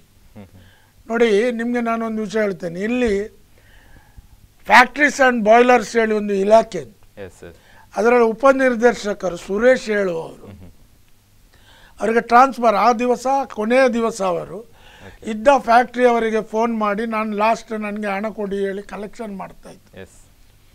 ನಾನು ACB ಅವರನ್ನು ಹಿಡ್ಕೊಂಡು ನಾನು ಸ್ವತಃ ಹೋಗಿ ಅಲ್ಲಿ ರೈಡ್ ಮಾಡಿ ಅವರ ಮನೆಯಲ್ಲಿ, ಅವರ ಕಿಸೆಯಲ್ಲಿ, ಅವರ ಡ್ರಾವರ್ನಲ್ಲಿ ಆವಾಗ ನಮ್ಮದು ಈ ಹೊಸ 2000 ನೋಟು ಬಂದಿರುವಂಥದ್ದು, ಹಣ ಎಲ್ಲ ಸಿಕ್ಕಿತ್ತು. ಅವರನ್ನು ಹಿಡಿದ್ರು, ಇದಾಯಿತು, FIR ಆಯಿತು, ಜೈಲಿಗೆ ಹಾಕಿ. ಆ ನಂತರ ಇಲ್ಲಿ ಜಾಮೀನಾಗಲಿಲ್ಲ. ಹೈಕೋರ್ಟಿನಿಂದ 28 ದಿವಸದ ನಂತರ ಜಾಮೀನಾಯಿತು. ACB ಅವರ ಮೇಲೆ ಕೇಸ್ ಹಾಕಿದ್ದಾರೆ, ಅದು ಬಿಡಿ. ಆ ಮನುಷ್ಯ ನನ್ನ ಮೇಲೆ ಹೈಕೋರ್ಟಿನಲ್ಲಿ ಕೇಸ್ ಹಾಕಿದ್ದಾರೆ. ಈಗ ನಾನು ಹೈಕೋರ್ಟ್ ವಕೀಲರಿಗೆ ಎಷ್ಟು ಹಣ ಕೊಡಬೇಕು? ಕೇಸ್ ಇರುವಾಗ ನಾನು ಬೆಂಗಳೂರಿಗೆ ಹೋಗ್ಲಿಕ್ಕೆ ಏನು ಮಾಡಬೇಕು? ಇದು ವ್ಯವಸ್ಥೆ. ಇವತ್ತು ಒಬ್ಬ ಅಧಿಕಾರಿಯನ್ನು ಹಿಡಿದಿಸ್ಕೊಟ್ರೂ ಕೂಡ ಸಾಮಾನ್ಯ ಜನರಿಗೆ ನೆಮ್ಮದಿ ಇಲ್ಲ. ಇವತ್ತು IPS ಅಧಿಕಾರಿಗಳಿಗೆ ಮಾತ್ರ ಅಲ್ಲ, ಒಬ್ಬ ಇನ್ಸ್ಪೆಕ್ಟ್ರಿಗೂ ಕೂಡ ಒಬ್ಬ ತಪ್ಪಿತಸ್ಥನ ಮೇಲೆ FIR ಮಾಡಬೇಕಾದ್ರೆ ಆ ಪೆನ್ನು ತೆಗೆದರೊಳಗೆ MLA, ಉಸ್ತುವಾರಿ ಸಚಿವರು ಇವರಿಂದ ಫೋನ್ ಬರ್ತದೆ. ಹಾಗಾದರೆ ನ್ಯಾಯಯುತವಾಗಿ ಒಬ್ಬನಿಂದ ಹಲ್ಲೆಗೊಳಗಾದವನು ಹೋಗಿ ಕಂಪ್ಲೇಂಟ್ ಕೊಟ್ಟರೆ ಆ ಕೇಸಿನಲ್ಲಿ ಕೂಡ ನಮ್ಮ ಜನಪ್ರತಿನಿಧಿಗಳು ಕೈ ಆಡಿಸ್ತಾರೆ ಹೇಳಿ. ಆದರೆ ಕಾನೂನು ಯಾರಿಗೆ? ಪೊಲೀಸರ ಒಂದು ಕೈಗೊಂಬೆ ಆಗಿದ್ದಾರೆ ಈಗ ಪೊಲೀಸ್. ರಾಜಕಾರಣಿಗಳ ಕೈಗೊಂಬೆ ಆಗಿದ್ದಾರೆ ಪೊಲೀಸರು ಈಗ. ಅದು ಹಾಗೆ ಆಗಿರುವುದರಿಂದಲೇ ಅದು ಮಿತಿಮೀರಿ ಹೋಗಿರುವುದರಿಂದ ಇವತ್ತು IPS ಅಸೋಸಿಯೇಷನ್ನವರು ನಮಗೆ ಫ್ರೀ ಹ್ಯಾಂಡ್ ಮಾಡಿ, ನಮಗೆ ನಮ್ಮಷ್ಟಕ್ಕೆ ಕೆಲಸ ಕಾರ್ಯಗಳನ್ನು ಮಾಡಲಿಕ್ಕೆ ಬಿಡಿ, ನಿಮ್ಮ ಎಲ್ಲ ಜನಪ್ರತಿನಿಧಿಗಳು ನಮ್ಮ ಮೇಲೆ ಒತ್ತಡ ಆಗ್ತಾ ಇದ್ದಾರೆ, ನಾವು ಹೇಗೆ ಕರ್ತವ್ಯ ನಿರ್ವಹಿಸುವುದು ಹೇಳಿ ಅವರು ಹೇಳಲಿಕ್ಕೆ ಕಾರಣ ಅದು. ಮತ್ತು ಒಂದೇ ಅಂತ ಹೇಳಿದರೆ ಅವರಿಗೆ ಗೊತ್ತುಂಟು, ಇನ್ನು ಈ ಚುನಾವಣೆ 2 ತಿಂಗಳಲ್ಲಿ ಆಡಳಿತ ಪಕ್ಷ ಅವರಿಗೆ ಆಗದ ವ್ಯಕ್ತಿಗಳ ಮೇಲೆ ಸುಳ್ಳು ದೂರುಗಳನ್ನು ದಾಖಲಿಸುವುದು ಇಂಥದ್ದು ಮೊದಲಿನಿಂದ ನಡ್ಕೊಂಡು ಬಂದಿರುವಂಥದ್ದು. ಇವತ್ತು ನಾನು ಇಲ್ಲಿ ಮಾತಾಡಿರುವುದರಿಂದ ಚುನಾವಣೆ ಒಳಗೆ ನನ್ನ ಮೇಲೂ ಯಾವುದಾದ್ರೂ ಒಂದು ಆರೋಪ ಬರಲಿಕ್ಕೆ ಸಾಧ್ಯ ಉಂಟು. ನೀವು ಮೀಡಿಯಾ ಹೇಳಿ ನೀವು ಬಚಾವಾಗ್ತೀರಿ, ನಾವು ಹೋದೆವು. ಇದು ವ್ಯವಸ್ಥೆ. ಈ ವ್ಯವಸ್ಥೆ ಬದಲಾವಣೆ ಆಗಬೇಕು. ಇಲಾಖೆಯವರು ಯಾವ ರೀತಿ ಕಾನೂನಿನ ಪ್ರಕಾರ ಅವರಿಗೆ ಕರ್ತವ್ಯ ನಿರ್ವಹಿಸುವಂಥ ಒಂದು ಫ್ರೀ ಹ್ಯಾಂಡ್ ಸಿಕ್ಕಬೇಕು. ಆವಾಗ ಮಾತ್ರ ನಮ್ಮ ರಾಜ್ಯದಲ್ಲಿ ಶಾಂತಿ, ಸುವ್ಯವಸ್ಥೆ, ನೆಮ್ಮದಿ ಇರ್ತದೆ. ಹಾಗಾದ್ರೆ ಪೊಲೀಸ್ ಇಲಾಖೆ ಮೇಲೆ ದ್ವೇಷನ ಅಂತ ಹೇಳಿ, ಯಾಕಂತ ಹೇಳಿದ್ರೆ ಈ ಹಿಂದೆ ಲೋಕಾಯುಕ್ತರ ಮೇಲೂ ದಾಳಿ ಆಯಿತು, ಅದಕ್ಕಿಂತ ಮುಂಚೆ ಹಲವಾರು ಕಚೇರಿಗಳ ಮೇಲೆ ಕೂಡ ದಾಳಿ ಆಯಿತು ಪೊಲೀಸರ. ಅದಲ್ಲದೆ ಮೊನ್ನೆ ತಾನೇ ಸರ್ಕಾರಿ ಕಚೇರಿಗೆ ದಾಳಿಯನ್ನಿತ್ತ ಒಬ್ಬ ಕಾಂಗ್ರೆಸ್ ಮುಖಂಡ ಕಚೇರಿಯ ಮೇಲೆ ಸೀಮೆ ಎಣ್ಣೆ ಹಾಕಿ ಸುಡ್ತೇನೆ ಅನ್ನುವಂಥ ಬೆದರಿಕೆಯನ್ನು ಕೂಡ ಕೊಟ್ಟಿದ್ದಾನೆ. ಅಲ್ಲಿಯ ತನಕ ಇದರ ಹಿಂದೆ ಮತ್ತೊಂದು ಪ್ರಕರಣ ಅಂದರೆ ನಲಪಾಡ್ ಪ್ರಕರಣ. ಅದು ಕೂಡ CM ಸಿದ್ದರಾಮಯ್ಯನವರು ಹೇಳುವ ತನಕ ಆ ಥರ ಬಂಧನವಾಗಲಿಲ್ಲ.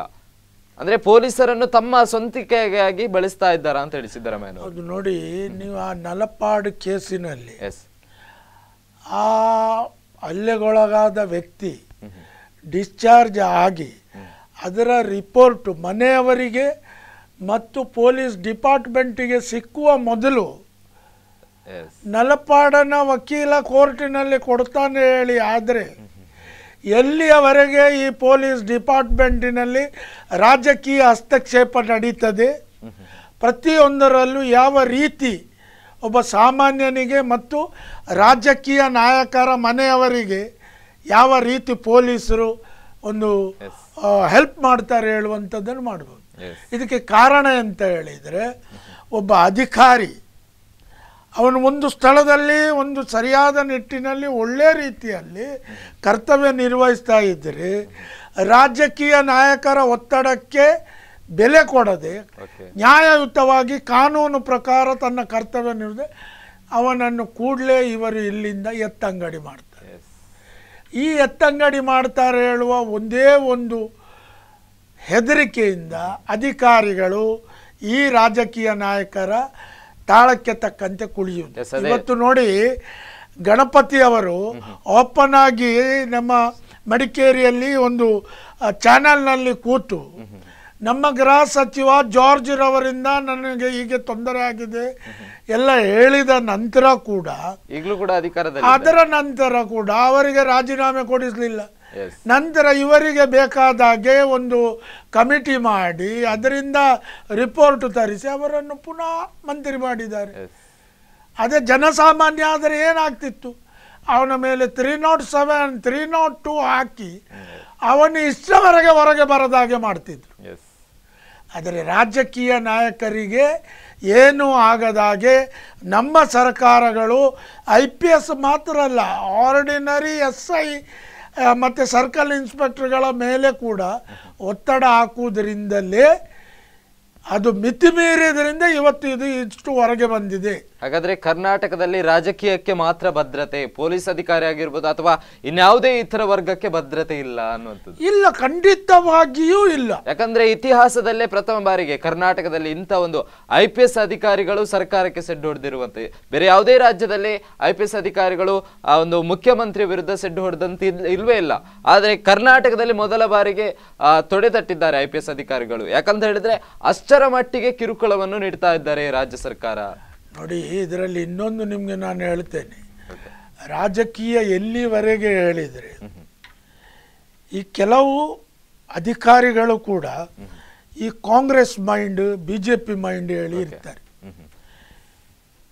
ಇವತ್ತು ಈ ಒಂದು ಪ್ರಕರಣದಲ್ಲಿ IPSನವರು ಇದು ತಮ್ಮ ಮೂಗಿಗಿಂತ ಮೇಲೆ ಬಂದಿರುವುದರಿಂದ ನಾವು ಮುಳುಗುತ್ತೇವೆ, ಇನ್ನು ನಮಗೆ ಕಷ್ಟ ಹೇಳಿ ಇವರು ಇಂಥ ಒಂದು ದೊಡ್ಡ ಒಂದು ಸ್ಟೆಪ್ ತಗೊಂಡಿರುವಾಗ ಇವರದರಲ್ಲೇ ಉಂಟಲ್ಲ, ನಮಗೆ ಅಂಥದ್ದಾಗಲಿಲ್ಲ ಹೇಳುವಂಥ 5-6 IPSಗಳನ್ನು ಇವರಿಗೆ ಬೇಕಾದ ಚಾನಲ್ನ ಮುಂದೆ ಕೂತ್ಕೊಳ್ಳಿಸ್ತಾರೆ. ಇಲ್ಲ, ನಮ್ಮ ಅಸೋಸಿಯೇಷನ್ನ ಅಧ್ಯಕ್ಷರು ಪೂರ್ವಾಗ್ರಹ ಪೀಡಿತರಾಗಿ ಮಾಡಿರುವುದು ನಮಗೆ, ನಾನು 13 ವರ್ಷ ಹಾಸನದಲ್ಲಿ ಮಾಡಿದ್ದೇನೆ, ಬೆಂಗಳೂರಿನಲ್ಲಿ ಮಾಡಿದ್ದೇನೆ, ಮೈಸೂರಿನಲ್ಲಿ, ಎಲ್ಲೂ ಕೂಡ ನನ್ನ ಮೇಲೆ ರಾಜಕೀಯ ಹಸ್ತಕ್ಷೇಪ ಆಗಲಿಲ್ಲ ಹೇಳುವಂಥದ್ದು ಮುಂದಿನ ದಿನಗಳಲ್ಲಿ ನಾವು ಕಾಣಬಹುದು. ಹೌದು, ಮುಂದಿನ ದಿನಗಳಲ್ಲಿ ಈ ರೀತಿ ಆದ್ರೆ ಮುಂದಿನ ದಿನಗಳಲ್ಲಿ ಕ್ರಿಮಿನಲ್ಗಳಿಗೂ ಕೂಡ ಒಂದು ಹೆದರಿಕೆ ಇರ್ಲಿಕ್ಕಿಲ್ಲ ಪೊಲೀಸರಂದ್ರೆ, ಅಷ್ಟರ ಮಟ್ಟಿಗೆ. ಯಾಕಂತ ಹೇಳಿದ್ರೆ ಈಗ ರಾಜಕೀಯ ವ್ಯಕ್ತಿಗಳ ಜೊತೆ ಇರುವಂತವ್ರು ಎಲ್ಲರೂ ಕೂಡ ಕೆಲವು ಪ್ರಕರಣಗಳಲ್ಲಿ ಭಾಗಿಯಾಗ್ತಾ ಇದ್ದಾರೆ. ಅವರ ಫೋಟೋಗಳು ಕೂಡ ವೈರಲ್ ಆಗ್ತಾ ಇದೆ. ಈ ಯಾವುದೇ ಒಂದು ಪ್ರಕರಣ ಬಂದ ನಂತರ ತಕ್ಷಣ ಬರುವಂತ ಫೋಟೋ ವೈರಲ್ ಆಗುವಂತದ್ದು ಅದೇ ಈತ ರಾಜಕೀಯ ವ್ಯಕ್ತಿಯ ಜೊತೆ ಸಂಪರ್ಕ ಇಟ್ಟುಕೊಂಡಿದ್ದ ಅಂತ ಹೇಳಿ ಮಂಗಳೂರಿನಲ್ಲಿ ಆಗಿದೆ. ಟಾರ್ಗೆಟ್ ಗ್ಯಾಂಗಿನ ಇಲಿಯಾಸ್ UT ಖಾದರ್ನೊಟ್ಟಿಗಿದ್ದ ಫೋಟೋ ಬಂದಿದೆ. ನಲಪಾಡ್ ಪ್ರಕರಣ ಕೂಡ ಅದೇ ರೀತಿ. ಈಗ ಇಲ್ಲಿ ಎಂತ ಗೊತ್ತುಂಟ ನೋಡಿ, ನೀವು ಮಂಗಳೂರಿದ್ದು ಸಿಂಪಲ್ ನಾನು ನಿಮ್ಗೆ ಹೇಳ್ತೇನೆ. ಒಬ್ಬ ಒಂದು ಬೈಕಿನಲ್ಲಿ ಹೆಲ್ಮೆಟ್ ಹಾಕದೆ ಹೋದ್ರಿ, ನಿಮಗೆ ನಾನು ಇದನ್ನು ಉಳ್ಳಾಲ ಪರಿಸರದಲ್ಲಿ, ಜಪ್ಪು ಉಳ್ಳಾಲ ಪರಿಸರದಲ್ಲಿ ಟ್ರಾಫಿಕ್ ಪೊಲೀಸ್ ನಿಲ್ಲಿಸಿದರೆ ಅವ ನಿಲ್ಲಿಸಿ ಫಸ್ಟಿಗೆ ಫೋನ್ ಮಾಡೋದು ಬೇರೆ, ಅವ ಫೋನ್ ತೆಗೆದು ಪೊಲೀಸಿಗೆ ಕೊಡೋದು, ಇವರನ್ನು ಬಿಡ್ತಾರೆ. ಅಲ್ಲಿಯವರೆಗೆ ಪರಿಸ್ಥಿತಿ ಬಂದಿದೆ. ಜುಜುಬಿ 100 ರೂಪಾಯಿ ಪೆನಲ್ಟಿ ಹಾಕ್ಲಿಕ್ಕಿದ್ರೆ, ದಂಡ ಕಟ್ಟಲಿಕ್ಕೆ ಇದ್ದರೂ ಕೂಡ MLAಗಳಿಗೆ, ಸಚಿವರಿಗೆ ತಪ್ಪು ಮಾಡಿದಂಥ ಆರೋಪಿ ಫೋನ್ ಮಾಡ್ತಾನೆ, ಅದರ ನಂತರ ಇವರು ಬಿಡಬೇಕು ಹೇಳಿ. ಆದರೆ ಪರಿಸ್ಥಿತಿ ಎಲ್ಲಿಗೆ ಬಂದಿದೆ, ಅಷ್ಟು ಕೀಳಮಟ್ಟಿನ ಇನ್ಫ್ಲುಯೆನ್ಸ್ ಕೊಡ್ತಾ ಇದ್ದಾರೆ ರಾಜಕಾರಣಿಗಳು. ಅದೇ ಜನಸಾಮಾನ್ಯ ಒಬ್ಬ ಅಂತ ಪೊಲೀಸ್ ಕೈಗೆ ಸಿಕ್ಕಿದ ಅಂತ ಹೇಳಿದ್ರೆ ಆತನ ಮೇಲೆ 100 ರೂಪಾಯಿ ಅಥವಾ 200 ರೂಪಾಯಿ ದಂಡ ಹಾಕ್ತಾರೆ. ಈ ಹಾಕಿದಂತ ದಂಡದಲ್ಲಿ ಎಷ್ಟೋ ಹಣ, ಈಗ ಸುಂಕ ಕಟ್ಟಿದಂತ ದಂಡ, ಆ ಹಣವು ಸುಮಾರು ಕೋಟಿಗಳಷ್ಟೀಗ ರಾಜ್ಯ ಸರ್ಕಾರದ ಬೊಕ್ಕಸಕ್ಕೆ ಸೇರಿದೆ. ಆ ಹಣದಿಂದ ಯಾವುದೇ ರೀತಿಯಾದಂತಹ ರಸ್ತೆಯ ದುರಸ್ತೀಕರಣ ನಡೀತಾ ಇಲ್ಲ, ಅಥವಾ ಪೊಲೀಸರಿಗೆ ಬೇಕಾದಂತಹ ಸವಲತ್ತುಗಳು ಕೂಡ ಕೊಡ್ತಾ ಇಲ್ಲ. ಕೇವಲ ಹಣವನ್ನು ರಾಜ್ಯ ಸರ್ಕಾರದ ಬೊಕ್ಕಸ ಮಾತ್ರ ತುಂಬಿಸ್ತಾ ಇದೆ. ನಿಮಗೆ ನೀವೊಂದು 3 ತಿಂಗಳಿಗೆ ಒಮ್ಮೆ ನೋಡಿ, ಮಂಗಳೂರಿನ ಪತ್ರಿಕೆಗಳಲ್ಲಿ ಒಂದು ಸುದ್ದಿ ಬರ್ತದೆ, 2 ವೀಲರ್ ಹೆಲ್ಮೆಟ್ ಹಾಕದ್ದು, ಲೈಸೆನ್ಸ್ ಇಲ್ಲದಿದ್ದದ್ದು, ಅದರದ್ದು ಇಷ್ಟು ದಂಡ ವಸೂಲಿ ಆಗಿದೆ, ಬಸ್ಸಿದ್ದು ಇಷ್ಟಾಗಿದೆ, 4 ವೀಲರ್ ಇದು ಇಷ್ಟ ಆಗಿದೆ, ಇಷ್ಟು ಲಕ್ಷ ಆಗಿದೆ ಹೇಳಿ. ನಾಚಿಕೆಗೇಡು ನಮ್ಮ ಸರ್ಕಾರಕ್ಕೆ. ಮಂಗಳೂರಿನಲ್ಲಿ ನೋ ಪಾರ್ಕಿಂಗಿನಲ್ಲಿ ನಿಲ್ಲಿಸಿದಂಥ ವಾಹನವನ್ನು ಟೌ ಮಾಡಿ ಕೊಂಡೋಗ್ಲಿಕ್ಕೆ ಟೌವಿಂಗ್ ವ್ಯಾನ್ ಇಲ್ಲ. ಇದಕ್ಕಿಂತ ದೊಡ್ಡ ನಾಚಿಕೆ ಬೇಕಾ? ಪೊಲೀಸ್ ಡಿಪಾರ್ಟ್ಮೆಂಟ್ನವರು ಮಂಗಳೂರು ಮಹಾನಗರ ಪಾಲಿಕೆಗೆ ಲೆಟರ್ ಬರೀತಾರೆ, ನಮಗೆ 1-2 ಟೌವಿಂಗ್ ವ್ಯಾನ್ ತಗೊಂಡು ಕೊಡಿ ಹೇಳಿ. ಮಂಗಳೂರು ಮಹಾನಗರ ಪಾಲಿಕೆಯವರು ಅತ್ಯಗತ್ಯ ಇರುವಂಥ ಅದನ್ನು ತೆಗೆಸಿಕೊಡುವುದಿಲ್ಲ. 50 ಲಕ್ಷ ರೂಪಾಯಿದು ಕಸ ಗುಡಿಸುವ ವೆಹಿಕಲ್ ಪರ್ಚೇಸ್ ಮಾಡಿ ಅಲ್ಲಿ ಗೋಡನ್ನಲ್ಲಿ ತುಕ್ಕು ಹಿಡಿಲಿಕ್ಕೆ ಇಟ್ಟಿದ್ದಾರೆ. ರಾಜಕೀಯ ನಾಯಕನ ಹಿಂಬಾಲಕನಿಗೆ ಕಮಿಷನ್ ಸಿಕ್ಕುವಂಥದ್ದನ್ನು ಪರ್ಚೇಸ್ ಮಾಡ್ತದೆ ಮಂಗಳೂರು ಮಹಾನಗರ ಪಾಲಿಕೆ. ಟ್ರಾಫಿಕ್ ಸುವ್ಯವಸ್ಥೆಗಾಗಿ ಬೇಕಿರುವಂಥ ಟೌವಿಂಗ್ ವ್ಯಾನ್ ತಗೊಳ್ಳಿಕ್ಕೆ ಮಂಗಳೂರು ಮಹಾನಗರ ಪಾಲಿಕೆ ಸಹ ಏನು ಮಾಡೋದಿಲ್ಲ, ಪೊಲೀಸ್ ಡಿಪಾರ್ಟ್ಮೆಂಟ್ ಸಹ ಏನು ಮಾಡೋದಿಲ್ಲ. ವರ್ಷ ಒಂದು ಫೈಬರ್ ಇದ್ದು ಕಂಬ ತಂದು ಇಡ್ತಾರೆ ಬೇಕಾದಷ್ಟು. ಅದೇ ಮೊನ್ನೆ ತಾನೇ ಒಂದು ರಸ್ತೆಯಲ್ಲಿ ಟ್ರಾಫಿಕ್ ಸಿಬ್ಬಂದಿ ಆದಂತಹ ಒಬ್ಬ ಪೊಲೀಸ್ ಅಧಿಕಾರಿ ಕೂಡ ರಸ್ತೆಯಲ್ಲಿ ಎದ್ದಂತಹ ಕಬ್ಬಿಣದ ರಾಡನ್ನು ಅವರೇ ಸ್ವತಃ ತಾವೇ ರಿಪೇರಿ ಮಾಡಿದಂತಹ ಘಟನೆ ಕೂಡ ಮಂಗಳೂರಿನಲ್ಲಿ ನಡೆದಿದೆ ನೋಡಿ. ಅದು ಇಲ್ಲಿ ಬನ್ಸ್ ಹಾಸ್ಟೆಲ್ ನಿನ್ನೆ ಪೇಪರ್ ತೆಗೀರಿ ನೀವು. PVS ಸರ್ಕಲ್ನಲ್ಲಿ ಇಡೀ ರಸ್ತೆ ಹೋಗಿದ್ದಕ್ಕೆ ಪೊಲೀಸ್ನವರು ಸಾರ್ವಜನಿಕರ ಸಹಾಯದಿಂದ ಕಾಂಕ್ರೀಟ್ ಹಾಕಿದ್ದಾರೆ. 1 ತಿಂಗಳ ಮೊದಲು ನಮ್ಮ ಮಾಜಿ ಮೇಯರ್ ಕವಿತಾ ಸನಿಲ್ ರವರು ಮಳೆಗಾಲ ನಿಂತ ಕೂಡಲೇ 60 ವಾರ್ಡ್ಗಳಲ್ಲಿ ಇದಾಗ್ತದೆ ಹೇಳಿ 4 ಕೋಟಿ ರೂಪಾಯಿದು ಪ್ಯಾಚ್ ಆಗಿದೆ. PVS ಹೃದಯ ಭಾಗ ಅಲ್ಲಿಯೇ ಪ್ಯಾಚ್ ಮಾಡಲಿಲ್ಲ. ಬೇಡ ನೀವು ಇಲ್ಲಿಂದ ನಡ್ಕೊಂಡು ಹೋಗಿ ಮಂಗಳೂರು ಮಹಾನಗರ ಪಾಲಿಕೆ ಎದುರಿನಲ್ಲೇ ಹೊಂಡೈತೆ, ಅಲ್ಲಿ 4 ಕೋಟಿ ರೂಪಾಯಿ ಯಾರ ಹೊಟ್ಟೆ ಹೊಂಡಕ್ಕೆ ಹೋಯ್ತು. ಮಂಗಳೂರಿನ ಜನರು ಮಾತಾಡೋದಿಲ್ಲ. ನಾನು ಒಂದು ಹೇಳ್ತೇನೆ, ನಾನು ನೋಡಿರುವ ಪ್ರಕಾರ ಮಂಗಳೂರಿನಲ್ಲಿ ಸ್ವಲ್ಪವಾದರೂ ಈ ಭ್ರಷ್ಟಾಚಾರ, ಈ ಅನಾಚಾರ ಇದನ್ನೆಲ್ಲವನ್ನು ಎಕ್ಸ್ಪೋಸ್ ಮಾಡ್ತಾ ಇರೋದು ಮೀಡಿಯಾ ಬಿಟ್ಟರೆ ಜನರು ಏನು ಮಾಡ್ತಾ ಇಲ್ಲ. ಮಂಗಳೂರಿನಲ್ಲಿ ಇರುವಂಥ ಈಗ ಮಂಗಳೂರು ಮಹಾನಗರ ಪಾಲಿಕೆಯಲ್ಲಿ ಆಡಳಿತ ಪಕ್ಷವಾಗಲಿ ವಿರೋಧ ಪಕ್ಷವಾಗಲಿ ಜನರಿಗೆ ಬೇಕಾದದಕ್ಕೆ ಧ್ವನಿ ಎತ್ತುವುದಿಲ್ಲ. ಏನು ಜನರ ಅವಶ್ಯಕತೆ ಇದೆ ಅದನ್ನು ಮಾಡೋದಿಲ್ಲ. ಇಲೆಕ್ಷನ್ ಬಂದಿರುವುದರಿಂದ ನಮ್ಮ MLAಗಳು ಕೇವಲ ನಾನು 4 ವರ್ಷದಲ್ಲಿ ಹೀಗೆ ಮಾಡಿದ್ದೇನೆ ಹಾಗೆ ಮಾಡಿದ್ದೇನೆ ಹೇಳುವಂಥದ್ದನ್ನು ಇನ್ನು ನಾನು ಹೀಗೆ ಮಾಡ್ತೇನೆ ಹೇಳುವಂಥದ್ದು. ಆದರೆ ಆ 5 ವರ್ಷದಲ್ಲಿ ಬೇಕಿದ್ದ ಸೌಲಭ್ಯಗಳನ್ನು ಮಾಡದೆ ಈಗ ಹಾಗೆ ಮಾಡಿದ್ದೇನೆ, ಈಗ 4 ವರ್ಷ ನೀವು ಕತ್ತೆಗಾದದ. ಇದರ ಬಗ್ಗೆ ಇನ್ನಷ್ಟು ಮಾತಾಡಲಿಕ್ಕಿದೆ. ಸರ್ಕಾರಕ್ಕೆ IPS ಸಿಡ್ಡು ಅನ್ನುವಂಥ ವಿಶೇಷ ಕಾರ್ಯಕ್ರಮದಲ್ಲಿ ಚಿಕ್ಕದೊಂದು ಬ್ರೇಕ್ನ ಬಳಿಕ ಕಾರ್ಯಕ್ರಮ ಮುಂದುವರಿಯುವುದು.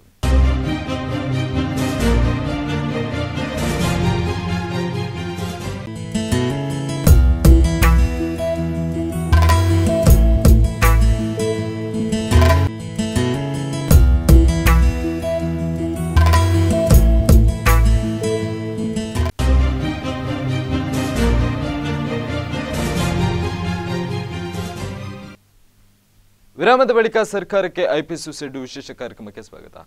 ಆಗ ತಾನೇ ನಾವು ಮಾತಾಡ್ತಾ ಇದ್ವಿ, ಒಂದು ರಾಜ್ಯ ಸರ್ಕಾರದ ಈ ಒಂದು ಧೋರಣೆಯಿಂದ IPS ಅಧಿಕಾರಿಗಳಿಗೆ ಹಲವಾರು ರೀತಿಯಾದಂಥ ತೊಂದರೆಗಳಾಗಿದೆ. ಅದನ್ನು ರಾಜ್ಯ ಸರ್ಕಾರ ಈಗ ಪರಿಹರಿಸಬೇಕಿತ್ತು, ಆದರೂ ಅದನ್ನು ಪರಿಹರಿಸ್ತಿಲ್ಲ, ಕೇವಲ ಅದನ್ನೊಂದು ರಾಜಕೀಯವಾಗಿ ಬಳಸ್ತಾ ಇದೆ ಅಂತ.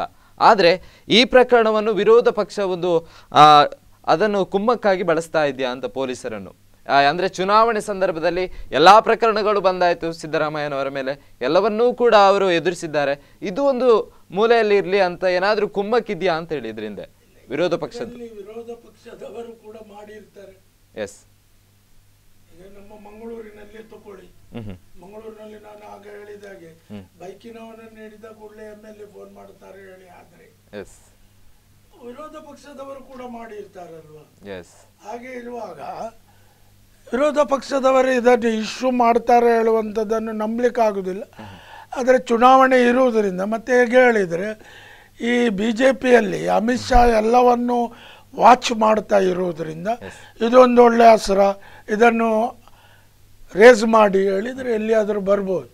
ಇಲ್ಲದಿದ್ದರೆ ರಾಜಕೀಯ ಒತ್ತಡ ಬರ್ತದೆ ಹೇಳಿದಾಗ ಅದು ಕೇವಲ ಆಡಳಿತ ಪಕ್ಷದಿಂದ ಮಾತ್ರ ಅಂತ ಹೇಳಲಿಕ್ಕೆ ಆಗುದಿಲ್ಲ, ವಿರೋಧ ಪಕ್ಷದ್ದು ಕೂಡ ಕೈವಾಡ ಇರ್ತದೆ. ಅವರಿಗೂ ಕೂಡ ಹಾಗೆ ಅವರ ಹಿಂಬಾಲಕರದು ಆಗುವಾಗ ಅವರು ಕೂಡ ಒತ್ತಡ ಹಾಕುವಂಥದ್ದು ಇದ್ದದೆ. ಅಂದ್ರೆ ರಾಜಕೀಯವಾಗಿ ಆಡಳಿತ ಪಕ್ಷ ಅಂತಲ್ಲ, ವಿರೋಧ ಪಕ್ಷವು ಕೂಡ ಎಲ್ಲ ಒಂದು ಪಕ್ಷಗಳು ರಾಜಕೀಯವಾಗಿ ಪೊಲೀಸರನ್ನು ಒಂದು ಕೈಗೊಂಬೆಯಾಗಿ ಬಳಸ್ತಾ ಇದೆ ಈಗ.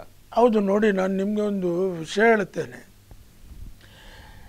ಯಾವಾಗ ಒಬ್ಬ ಅಧಿಕಾರಿ, ಪೊಲೀಸ್ ಅಧಿಕಾರಿ, ಅವನು SI, circle inspector, ACP, DCP, DSP, SP ಯಾರೇ ಆಗಿರಲಿ,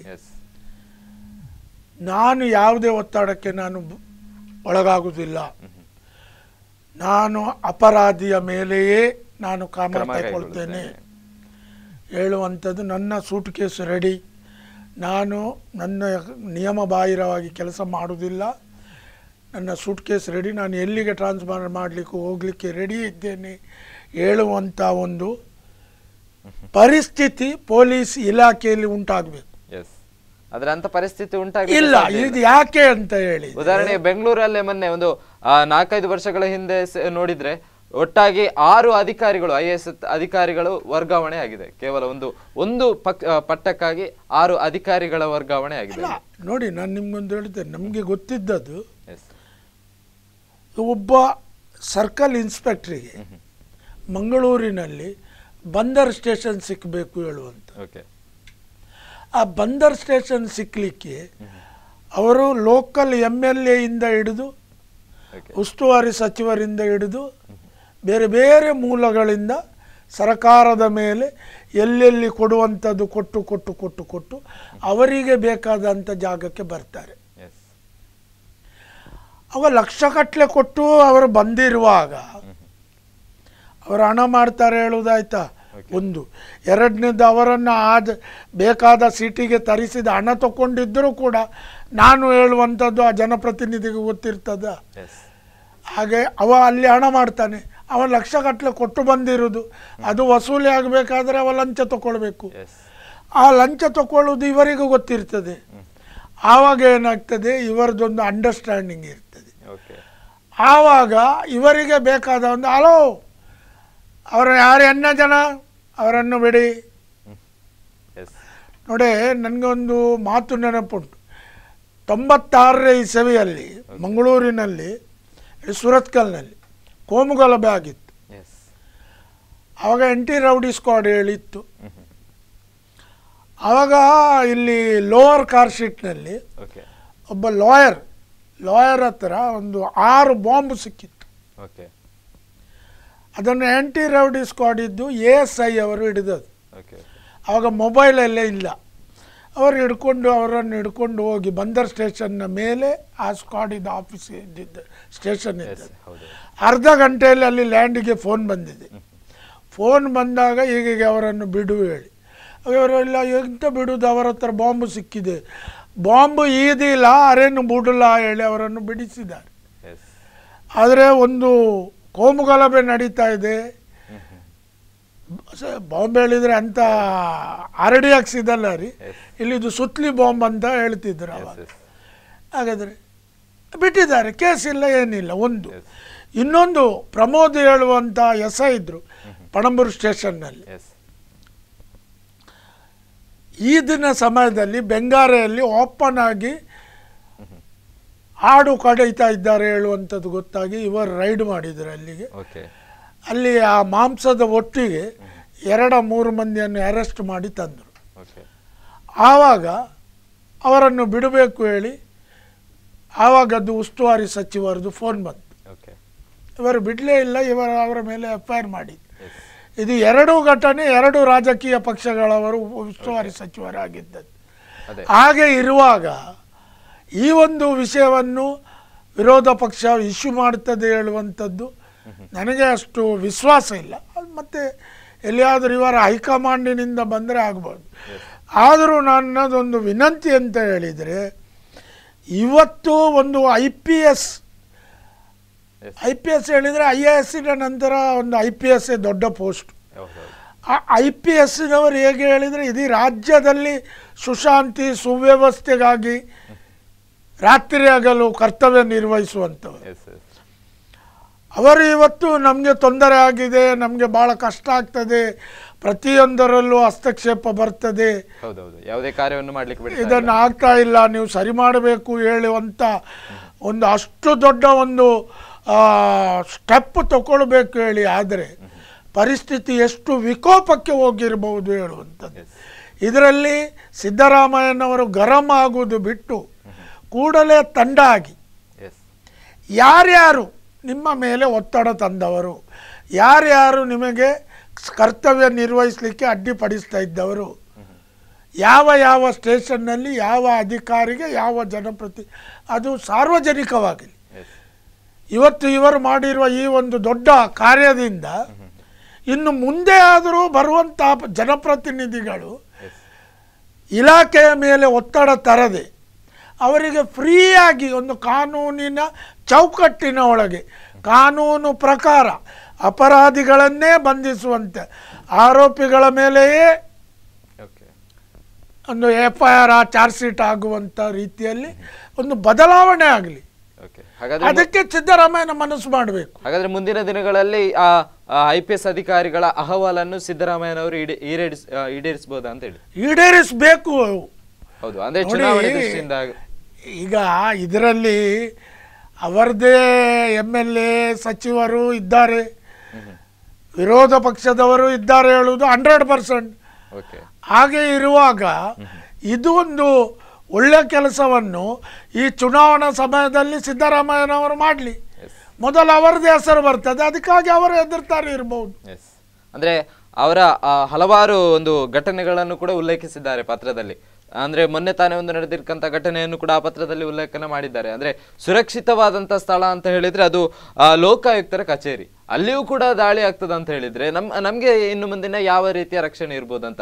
ಜನಸಾಮಾನ್ಯರ ರಕ್ಷಣೆಗೆ ನಾವು ಬೇಕು, ಸಚಿವರ ರಕ್ಷಣೆಗೆ ನಾವು ಬೇಕು, ಆದ್ರೆ ನಮಗೆ ಬೇಕಾದಂತ ರಕ್ಷಣೆ ವ್ಯವಸ್ಥೆ ಸರ್ಕಾರದಿಂದ ದೊರೀತಾ ಇಲ್ಲ ಅನ್ನುವಂಥದ್ದನ್ನು ಪ್ರಮುಖವಾಗಿ ಆರೋಪ ಮಾಡಿರ್ತಕ್ಕಂಥದ್ದಿಲ್ಲ. ಇದಕ್ಕಿಂತ ದೊಡ್ಡ ನಾಚಿಕೆಗೇಡು ನಮ್ಮ ಸರ್ಕಾರಕ್ಕೆ ಬೇಕಾರಿ. ಆದ್ರೆ ಅದನ್ನು ಒಪ್ಪಿಕೊಳ್ತಾ ಇಲ್ಲ ಸಿದ್ದರಾಮಯ್ಯ ಸರ್ಕಾರ. ಅಲ್ಲ, ಸಿದ್ದರಾಮಯ್ಯ ಸರ್ಕಾರ ಒಪ್ಪಿಕೊಳ್ಳುವುದು ಹೇಗೆ? ಹೌದು ನೋಡಿ, ತಪ್ಪನ್ನು ತಾವು ಒಪ್ಪಿಕೊಳ್ತಾ ಇಲ್ಲ. ನಾನು ತಪ್ಪು ಮಾಡಿರುವುದರಿಂದ ನಾನು ಒಪ್ಪಿಕೊಳ್ಳಬೇಕಾದ್ರೆ ನನಗೆ ದೊಡ್ಡ ಮನಸ್ಸು ಬೇಕು,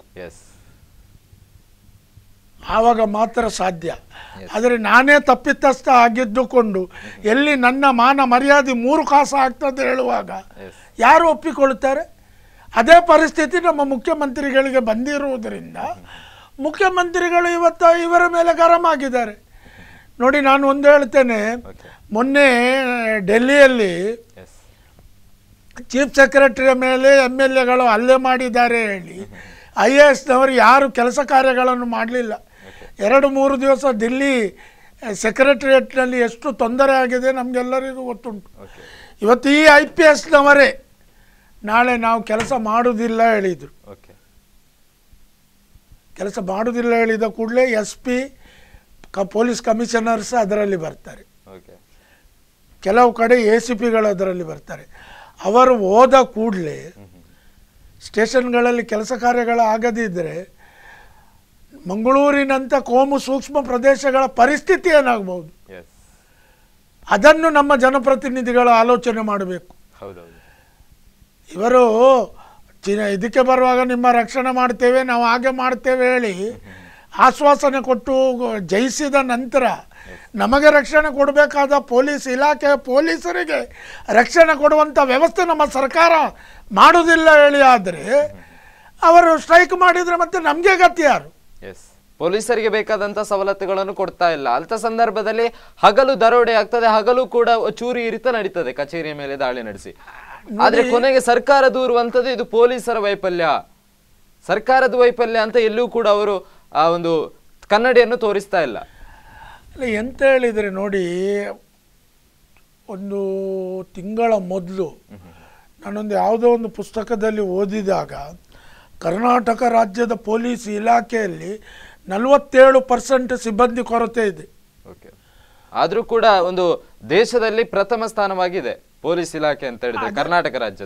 ಅದು ಹೋಗಿದೆ, ಈಗ ಹೋಗಿದೆ. ಈಗ ಎಲ್ಲಿವರೆಗೆ ಬಂದಿದೆ ಹೇಳಿದ್ರೆ, ನಿಮ್ಮ ಮನೆಯ ಹಟ್ಟಿಯಿಂದ ದನ ಕದ್ದುಕೊಂಡು ಹೋದ್ರು ನಿಮಗೆ ತಲವಾರು ತೋರಿಸಿದ್ರು ಅವರ ಮೇಲೆ ಕೇಸ್ ಆಗುದಿಲ್ಲ, ಅಂತ ಪರಿಸ್ಥಿತಿ ಇದೆ. ನಿಮ್ಗೆ ಗೊತ್ತಿರ್ಬೋದು, ಕಿರಣ್ ಹೇಳುವಂಥ ಒಬ್ಬರು ಸಬ್ ಇನ್ಸ್ಪೆಕ್ಟರ್ ಆಗಿದ್ರು, ಕಾರ್ಕಳದಲ್ಲಿ ದನ ಹಿಡ್ಕೊಂಡು ಹೋಗ್ತಾ ಇರುವಾಗ ಅವರ ಆ ಗಾಡಿ ಚೇಸ್ ಮಾಡಿದಾಗ ಅವರಿಗೆ ತಲವಾರ್ನಲ್ಲಿ ಕೈ ಕಡಿದಿದ್ದಾರೆ. ಮರಳು ಮಾಫಿಯಾದಲ್ಲಿ ಕೂಡ ಅದೇ ರೀತಿಯಾದಂತ ಘಟನೆ. ತಹಸೀಲ್ದಾರರನ್ನ ಅಡಿಗೆ ಹಾಕ್ಲಿಕ್ಕೆ ಬರ್ತಾರೆ. ಅದು ಹೇಗೆ? ಅದೇ ಉತ್ತರ ಧೈರ್ಯ ಹೇಗೆ ಹೇಳಿದರೆ, ಯಾರು ಈ ಇಲ್ಲಿಗಲ್ ಆಕ್ಟಿವಿಟೀಸ್ ಮಾಡ್ತಾರೆ ಅವರನ್ನು ಬಿಡಿಸ್ಲಿಕ್ಕೆ ಅವರ ಪಕ್ಷ, ಅವರು ಯಾವ ಪಕ್ಷಕ್ಕೆ ಕೆಲಸ ಮಾಡ್ತಾರೆ, ಯಾವ ರಾಜಕೀಯ ಪಕ್ಷಕ್ಕೆ ದೇಣಿಗೆ ಕೊಡ್ತಾರೆ, ಯಾವ ನಾಯಕರು ಬಂದಾಗ ಜನ ಹಿಡ್ಕೊಂಡು ಹೋಗ್ತಾರೆ, ಯಾರು ಬಾಡೂಟ ಹಾಕ್ತಾರೆ, ಅಂಥವರನ್ನು ಬಿಡಿಸಲಿಕ್ಕೆ ನಮ್ಮ ಜನಪ್ರತಿನಿಧಿಗಳು ಒಂಟಿ ಕಾಲಲ್ಲಿ ನಿಂತಿರುವುದರಿಂದ ಅವರ ಮೇಲೆ ಕಾನೂನು ಕ್ರಮ ಕೈಗೊಳ್ಳಲಿಕ್ಕೆ ಪೊಲೀಸ್ ಇಲಾಖೆ ಅವರಿಗೆ ಆಗದೇ ಇರುವುದರಿಂದ ಇವತ್ತು ಆ ರೀತಿಯಂಥ ಒಂದು ಬೇಡದಿದ್ದದ್ದು ನಮ್ಮ ರಾಜ್ಯದಲ್ಲೇ ಆಗ್ತದೆ. ಉತ್ತರ ಪ್ರದೇಶದಲ್ಲಿ ಅಂತ ಒಂದು ಹಲವಾರು ರೀತಿಯಾದಂತಹ ಹಗರಣಗಳು ನಡೀತಾ ಇತ್ತು ಈ ಹಿಂದೆ. ಆದರೆ ಈಗಿನ ಸಂದರ್ಭದಲ್ಲಿ ಅಲ್ಲಿ ಯಾವುದೇ ರೀತಿಯಾದ ಒಂದು ಕೊಲೆ ಆಗಿರ್ಬೋದು, ಹಗರಣಗಳು ನಡೀತಾ ಇಲ್ಲ. ಯಾಕಂತ ಹೇಳಿದ್ರೆ ಉತ್ತರ ಪ್ರದೇಶದಲ್ಲಿರುವಂತಹ ಕಾನೂನು ವ್ಯವಸ್ಥೆ ಆ ರೀತಿಯಾಗಿದೆ. ಜೈಲಿನಲ್ಲಿ ಒಂದು ಆತನಿಗೆ ಜಾಮೀನು ಸಿಕ್ಕಿದ್ರು ಕೂಡ ಆತ ಜೈಲಲ್ಲೇ ಇರ್ತಾನಂತ ಹೇಳಿ ಒಪ್ಪಿಕೊಂಡು ಜೈಲಲ್ಲಿ ಇರುವಂತಹ ಸಂದರ್ಭಗಳು ಈಗ ಒದಗ್ತಾ ಇದೆ. ಆದ್ರೆ ಕರ್ನಾಟಕದಲ್ಲಿ ಅಂತ ಪರಿಸ್ಥಿತಿಗಳಿಲ್ಲ. ಹಾಡಗೊಲೆ, ದರೋಡೆ ನಡೀತದೆ, ಕೊಲೆಗಳು ನಡೀತದೆ. ಇದಕ್ಕೆ ರಾಜಕೀಯದ ಕುಮ್ಮಕ್ಕಿದೆಯಾ ಅಂತ ಹೇಳಿ ಮುಖ್ಯಮಂತ್ರಿಯ ಇಚ್ಛಾಶಕ್ತಿಯ ಕೊರತೆ. ಉತ್ತರ ಪ್ರದೇಶ ಮತ್ತೆ ಬಿಹಾರ್ ಹೇಳಿದ್ರೆ ಒಂದು ಸಮಯದಲ್ಲಿ, ಈಗ ಕೂಡ ಒಂದು ಏನಿತ್ತು ಹೇಳಿದ್ರೆ ಯೋಗಿ ಆದಿತ್ಯನಾಥ್ ಮುಖ್ಯಮಂತ್ರಿ ಆಗುವ ತನಕ ಅಲ್ಲಿ ಓಪನ್ ಮರ್ಡರ್ ಆಗ್ತಾ ಇತ್ತು.